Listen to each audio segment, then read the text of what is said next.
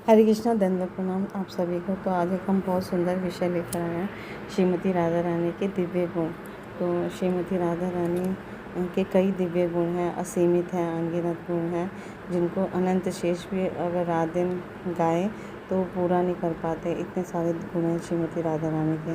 तो क्योंकि राधा अष्टमी वाले दिन हमें और पूरा हमेशा हमें श्रीमती राधा रानी का गुणगान करना चाहिए, है ना। तो उनकी प्रसन्नता से भगवान बहुत प्रसन्न होते हैं, क्योंकि वो सबसे सर्वश्रेष्ठ भक्त हैं भगवान के। तो वे सबसे प्यारे हैं और आकर्षक हैं, और है ना, भगवान श्री कृष्ण का एक नाम है मदन मोहन, यानी इतने सुंदर हैं भगवान श्री कृष्ण की वो कामदेव को भी मोहित कर लेते हैं, मदन मोहन। और श्रीमती राधा रानी का नाम है मदन मोहन मोहिनी, यानी कि जो भगवान श्री कृष्ण को आकर्षित करे, जो मदन मोहन को आकर्षित करे। तो भगवान कृष्ण जो कामदेव को आकर्षित कर लेते हैं, इतने सुंदर हैं, है ना। और उनको भी जो आकर्षित करते हैं वो श्रीमती राधा रानी है। और उनका जो श्रीमुख है वो हमेशा चमकदार मुस्कान से युक्त रहता है, हमेशा उनके श्रीमुख पे मुस्कान बनी रहती है। उनकी आंखें मंदबुद्ध मुक्त करने वाली हैं, है ना। वो सौम्य हैं, क्षमाशील हैं, धार्मिक ज्ञान से परिपूर्ण हैं, सुंदर सुंदर वस्त्र पहनना जानती हैं, है ना। वो शर्माती हैं और सभी का सम्मान करती हैं, धैर्यवान हैं और शांत रहती हैं, और कृष्ण की बहुत सुंदर सबसे सर्वश्रेष्ठ सखी हैं। वो सर्वोच्च भक्ति के शिखर पर वो विराजमान हैं, और गोकुल के सभी वासी जो होते हैं उनकी पूजा करते हैं, और सभी भक्तों को वो आश्रय प्रदान करते हैं, है ना, और सभी को प्रेम प्रदान करते हैं। और कृष्ण की सखियों में सबसे ज़्यादा महान है, और हम सभी जानते हैं अगर हम उनकी शरणागत हो जाएं तो भगवान को प्रसन्न करना बहुत सरल हो जाता है। तो जब हम गाते हैं हरे कृष्णा कृष्णा कृष्णा हरे हरे, हरे राम राम राम हरे हरे, इस महामंत्र में हम श्रीमती राधा रानी से प्रार्थना करते हैं, हे हरे हे श्रीमती राधा रानी, मुझे भगवान श्री कृष्ण की सेवा प्रदान कीजिए। तो हम आज उनके 25 दिव्य गुण के बारे में चर्चा करेंगे, और इन्हें हमेशा गाते रहना चाहिए, गुणगान करना चाहिए, ताकि हम श्रीमती राधा रानी को बहुत सरलता से प्रसन्न कर पाएँ, और उनकी सेवा से हमें भगवान कृष्ण की प्रसन्नता प्राप्त हो, शुद्ध भक्ति प्राप्त हो। तो नंबर 1 है सबसे प्यारी। तो श्रीमती राधा रानी सबसे सर्वश्रेष्ठ हैं और सबसे प्यारी हैं। आप पूरे सारे भक्तों में सबसे सर्वश्रेष्ठ श्रीमती राधा रानी को पाएंगे, और भगवान की सबसे प्यारी वही हैं, सुंदर। उनका यौवन, उनकी सौंदर्यता इतनी ज़्यादा आकर्षित है कि भगवान श्री कृष्ण को भी वो आकर्षित कर लेते हैं। नंबर 3, मंत्रमुग्ध करने वाली आँखें। उनके जो नयन है, कमल नयन है, वो जो भी उनको देखता है एक बार, है ना, वो मंत्रमुग्ध हो जाता है। और उनकी चंचल नयन है, हमेशा उनकी आँखें जो हैं वो भगवान कृष्ण को देखती हैं तो मूव करती रहती हैं, चंचल होती रहती हैं, है ना, एक जगह रुकती नहीं है, चंचल रहने वाली आँखें हैं उनके, कमल नयन है। और उनकी मुस्कान जो है वो हमेशा सुंदर मुस्कान है उनकी। नंबर 4 है उनके श्रीमुख पे हमेशा एक सुंदर मुस्कान बनी रहती है। नंबर 5, शुभ चिन्हों से युक्त हैं। उनके पूरे श्री अंग पे, पूरे सच्चिदानंद विग्रह पर सभी शुभ चिन्ह हैं, है ना। और उनके श्री चरण कमल के हमें ध्यान भी लगाना चाहिए जपा समय पे। भगवान श्री कृष्ण और श्रीमती राधा रानी के चरण चिन्हों का हमें ध्यान करना चाहिए।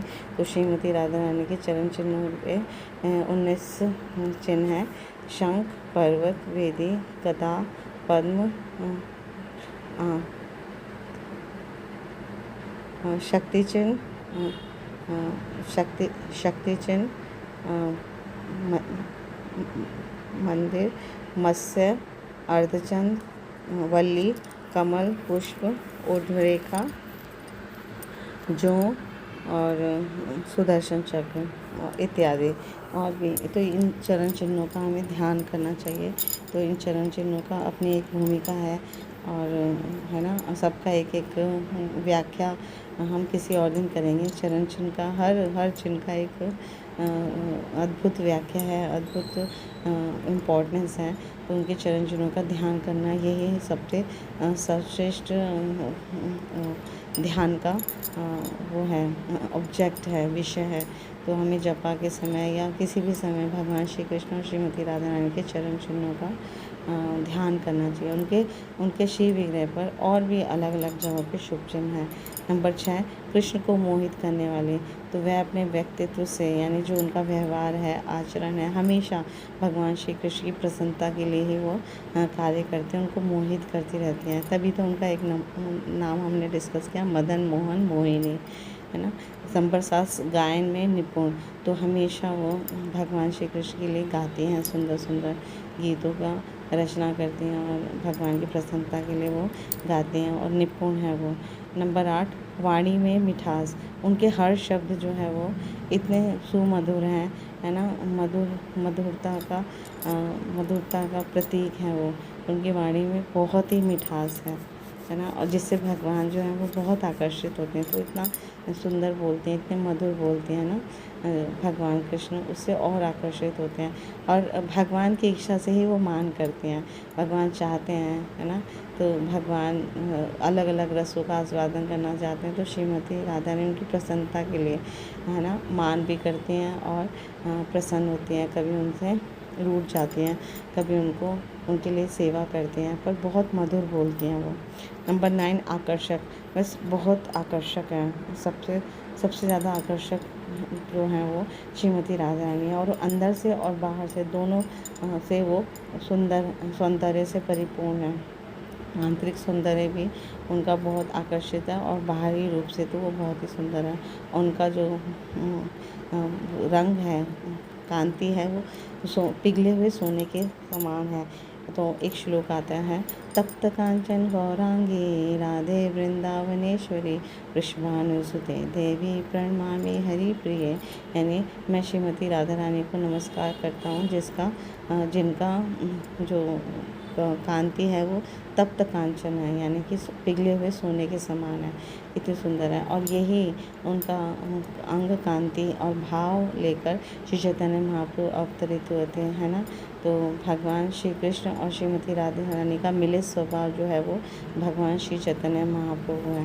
तो एक बहुत सुंदर श्लोक भी आता है, श्री कृष्ण चैतन्य राधा कृष्ण नहीं अन्य। तो इस कलयुग में श्री चैतन्य महाप्रभु की आराधना करने पर अब स्वतः राधा और कृष्ण की आराधना हो जाती है ना। तो उन्हीं का अंग कांति लेकर आए थे, तप्त कांचन मोल्टन, और बहुत ही ज़्यादा आकर्षक थे। जो भी व्यक्ति उनको एक बार भी देख ले, उनके श्रीमुख का उनका दर्शन कर ले, वो तुरंत भक्त बन जाता था। ऐसे महाप्रभु थे और इतने सुंदर उन्होंने अपना और ये कोई सुन लेता था उनकी वाणी को, है ना, तुरंत सब कुछ त्याग के भक्ति में आ जाता था। बहुत प्रचार प्रसार किया। नंबर 10 है ज़मीन से जुड़ी और सौम्य। तो हमेशा वो डाउन टू अर्थ रहते हैं और सभी का पूरा मान सम्मान करते हैं और बहुत सौम्य वपू हैं वो। नंबर 11 हमेशा क्षमाशील। तो बहुत क्षमाशील हैं। अनेक कथा हम सुनते हैं ब्रज लीला में, तो वो दयालु हैं, कृपालु हैं, क्षमाशील हैं। अगर कोई त्रुटि हो भी जाती है जाने अनजाने, तो तुरंत क्षमा कर देती है। इसलिए हमें उनके शरणागत, पूर्ण 100% शरणागत हो जाना चाहिए। नंबर 12 धार्मिक ज्ञान से परिपूर्ण है। तो उन्हें हर प्रकार का ज्ञान है, आध्यात्मिक और धार्मिक ज्ञान हर तरह से। तो सब जानती हैं, सब वेद शास्त्र सबकी ज्ञाता हैं वो, और है ना, भगवान के आह्लादनी शक्ति हैं और भगवान की प्रसन्नता के लिए वो कार्य करते हैं। नंबर 13 सौंदर्यपूर्ण वेशभूषा। हमेशा वो सुंदर सुंदर वस्त्रों से अपने आप को विभूषित करते हैं ताकि भगवान प्रसन्न रहें, है ना। और हमेशा उनका फेवरेट वस्त्र है नीलांबर। श्री जीव गोस्वामी कहते हैं, नीलांबर धरो राधा पीताम्बर धरो हरि। तो नीले वस्त्र धारण करती हैं, उसके पीछे क्या कारण है? वो श्री कृष्ण जो है, भगवान श्री कृष्ण का जो अंग कांति है नील वर्ण है वो, है ना, नील वर्ण, बहुत सुंदर नील वर्ण। तो ऐसे वस्त्र धारण करके वो हमेशा भगवान को स्मरण रखते हैं। और है ना, वैसे तो बहुत सुंदर उनकी वेशभूषा होती है, हर तरह का जो कलर है उन पे विभूषित होता है और सुंदर लगते हैं। वो अपने आप को बहुत सुंदर ढंग से डेकोरेट करते हैं, सजाते हैं, ताकि भगवान उनको देख के हमेशा प्रसन्न रहें। 14 है शर्मीली। वे बहुत शर्मीले हैं, शर्माते भी हैं, क्योंकि कृष्णा को आकर्षित करना है ना, तो ये स्त्री का स्वभाव ही होता है। तो एक स्त्री चाहे कैसी भी, अगर वो शर्माती है तो ये उसका गहना है, लज्जा उसका आभूषण होता है, ऐसा हमारे शास्त्र कहते हैं। तो श्रीमती राधा रानी लजाती हैं तो भगवान और प्रसन्न होते हैं। 15 है सभी का सम्मान करने वाले। तो वो सभी का सम्मान करते हैं, ये नहीं देखते छोटा है या बड़ा है, सभी का, अपनी सखियों का, अपनी मंजरियों का, जो उनकी दास दासियाँ हैं उनको उचित सम्मान प्रदान करते हैं। 16 धैर्यवान और शांत। तो हमेशा वो धैर्यवान रहती हैं और शांत बनी रहती हैं, उद्विग्न नहीं होती किसी भी परिस्थिति में। वो बस चाहते हैं कि कैसे मेरे भगवान श्री कृष्ण प्रसन्न रहे, कैसे मैं उनकी सेवा करूं, कैसे उनको हमेशा आकर्षित करूं, क्या उनको चाहिए, उनकी इच्छा के अनुसार वो कार्य करते हैं। 17 है बहादुर। वो बहुत बहादुर हैं, है ना। श्रीमती राधा रानी बहुत बहादुर हैं, वीरांगना जिसे कहते हैं। और अनेकों लीलाएं हैं ब्रज लीला में, जहाँ वर्णन आता है कि श्रीमती राधा रानी जो है वो भगवान के साथ सुंदर सुंदर लीलाएं करती हैं, और है ना भगवान को बहादुरी के साथ भगवान के साथ बातें करेंगी, या कुछ भी, बहुत सारे प्रसंग आते हैं। 18 है कृष्ण की अच्छी संगिनी है। तो भगवान की सुंदर संगिनी जो है, सर्वश्रेष्ठ संगिनी श्रीमती राधा रानी है। इससे उनसे बड़ा कोई और संग साथी उनका नहीं है। 19 जो है वो है सर्वोच्च भक्ति के मंच पर। तो हमेशा सर्वश्रेष्ठ भक्त जो कहा जाता है वो श्रीमती राधा रानी है। भगवान श्री कृष्ण सर्वश्रेष्ठ भक्त है ना, सर्वश्रेष्ठ दासी हैं। तो इसीलिए हमें भगवान श्री कृष्ण की अगर हमें प्रसन्नता चाहिए तो हमें राधा रानी के थ्रू अप्रोच करना चाहिए। तो वो दयालु हैं इतनी, तो जब वो बोलेंगे कृष्णा को तो कृष्णा जल्दी हमसे प्रसन्न होंगे। तो हमारे वैष्णव जन हमें कहते हैं कि कुछ भी हम भगवान को जब ऑफ़र करते हैं, अर्पित करते हैं, तो हमें बोलना चाहिए हे श्रीमती राधा रानी, विनम्र भोग या विनम्र प्रसाद या विनम्र कुछ भी आप भगवान को अर्पित कीजिए। तो जब श्रीमती राधा रानी के थ्रू हम भगवान को अप्रोच करेंगे तो जल्दी स्वीकार्य हो जाती हैं। नेक्स्ट है 20 गोकुल निवासियों द्वारा पूजनीय है। तो जो वृंदावन के वासी होते हैं वो सदा उनकी पूजा करते हैं, उन पर आश्रित रहते हैं। 21 भक्तों को आश्रय देने वाले।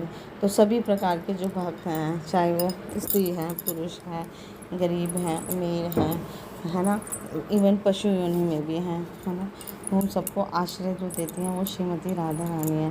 और जैसे वात्सल्यमयी माँ जो होती है वो कभी भी किसी भी जीव में अपने बच्चे के अंदर कोई त्रुटि नहीं देखती। तो उसी प्रकार जैसे, है ना, बच्चा जो चाहे कितना भी गंदा हो या कितना भी त्रुटि वो आचरण करे, माँ जो है उसको धो के पोंछ के सुंदर बना के सुंदर वस्त्रों में विभूषित करके, है ना, उसके पिता के पास ले जाते हैं। तो उसी प्रकार हमारे अंदर इतना भी गंदगी है, जितना भी हमारे हृदय कलुषित है, अगर हम श्रीमती राधा रानी का आश्रय ग्रहण करते हैं तो हमें धीरे धीरे वो शुद्ध बना के भगवान कृष्ण के समक्ष प्रस्तुत करती है। तो इसीलिए हम श्रीमती राधा रानी से प्रार्थना करनी चाहिए, उनका आश्रय ग्रहण करना चाहिए। और सभी प्रकार के भक्त हैं, चाहे कितने भी छोटे लेवल के हों, कितने भी बड़े लेवल के हों, वो सब भगवान भक्त जो होते हैं उनका आश्रय वो श्रीमती राधा रानी प्रदान करती हैं। नंबर 22 स्नेहपूर्ण। वे अपने वरिष्ठों और अधीनस्थों के प्रति सदैव स्नेहपूर्ण रहती हैं। श्रीमती राधा रानी सबसे प्रेम करती हैं, कृपामयी हैं, वो दयामयी है श्रीमती राधा रानी। तो अनेकों गीतों में हमारे आचार्यगण श्रीमती राधा रानी की कृपालुता, दयालुता, है ना, उनका वर्णन करते हैं। नंबर 23 सखियों में महान। तो वह श्री कृष्ण की सखियों में सबसे ज़्यादा महान है, और उनसे ज़्यादा महान कोई और नहीं है, सबसे सर्वश्रेष्ठ वही हैं। नंबर 24 कृतज्ञ। वह अपने सहयोगी के व्यवहार से कृतज्ञ रहते हैं। तो जो भी थोड़ी सी भी सेवा कर देता है वो तुरंत कृतज्ञ हो जाते हैं श्रीमती राधा रानी, है ना, कभी भूलती नहीं है और उसको भगवान श्री कृष्ण की भक्ति देती है। और यही मनुष्य जीवन का परम लक्ष्य है। 25 जो लास्ट है कृष्ण पर अधिकार रखने वाली। तो भगवान श्री कृष्ण पर पूर्ण रूप से वो अपना अधिकार रखते हैं और भगवान को अति प्रिय हैं। तो हम देखते हैं श्रीमती राधा रानी की ये 25 दिव्य गुण, इसके अलावा और अनेकों अनेकों अनंत गुण हैं, पर इनमें जो 25 गुण हैं वो मुख्य गुण हैं जिनकी हमने चर्चा की। तो हमें राधा अष्टमी वाले दिन श्रीमती राधा रानी से ये प्रार्थना करनी चाहिए, हे श्रीमती राधा रानी, है ना, मैं आपका आश्रय ग्रहण करता हूँ, मैं आपके पूर्ण रूप से शरणागत होता हूँ, इस शरणागत जीव पर दया कीजिए, है ना। इस तरह से जब हम प्रार्थना करते हैं और तो हम उनके प्रेमी भक्तों में जाने जाएंगे और वो उनकी कृपा बरसाते हैं हम पर, तो हमें वो एक अपने अंदर एक परिवर्तन महसूस होगा, हम भक्ति में प्रगति करेंगे और शीघ्र अतिशीघ्र भगवान श्री कृष्ण का प्रेम हमारे हृदय में उदित हो जाएगा। तो हरे कृष्ण महामंत्र से हम श्रीमती राधा रानी को और भगवान कृष्ण को दोनों को प्रसन्न कर सकते हैं, उनकी सेवा कर सकते हैं। Thank you so much. Guru Maharaj की जय, श्री प्रभुपाद की जय, आप सब भक्तवृंद की जय, श्रीमती राधा रानी की